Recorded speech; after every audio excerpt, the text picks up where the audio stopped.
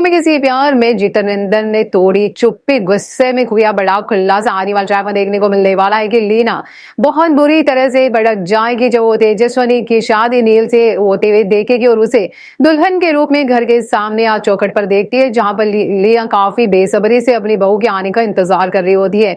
लेकिन तभी उसके हाथ से गिरेगी थाली और यहाँ पर उसे लगेगा तगड़ा झटका। उसे संभालते नजर आते हैं घर वाले और मंजरी उसे ताने देते नजर आती है कि ये तो होना ही था। चलो फाइनली नील, तुम्हें अपनी जिंदगी में अपना प्यार तो मिला, तुमने घर वालों की सलाह के खिलाफ जाकर कोई तो फैसला लिया।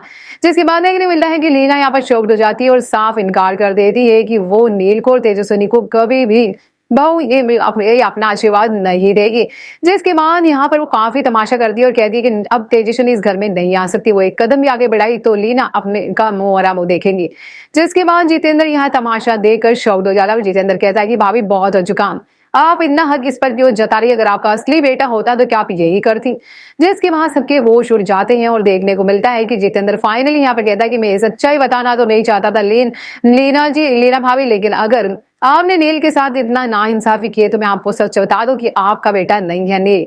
और इसकी असली माँ की फोटो दिखाकर यहाँ पर तोड़ता है जितेंद्र चुप्पी और बताता है कि जो नील है उसकी माँ तो बचपन में ही गुजर गई थी। और यहाँ पर देखने को मिलने वाला है फाइनली नील के सामने बहुत बड़ा सच आता है, उसके बचपन से जुड़ा हुआ।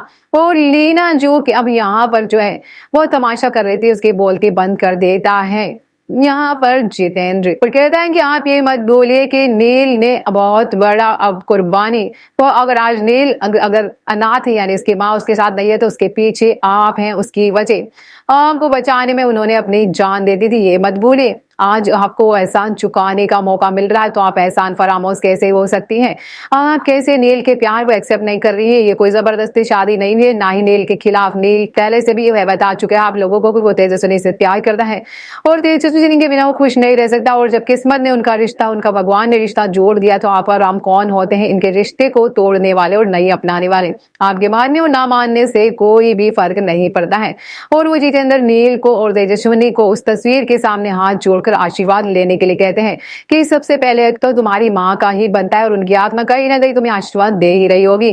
जिसके बाद यहाँ पर लीना की बोलती तो जितेंद्र बंद कर देता और देखना दिलचस्प होगा कि मंजरी और उसके काकी यहाँ पर मिलकर कैसे नील का और तेजस्विनी का स्वागत करते हैं।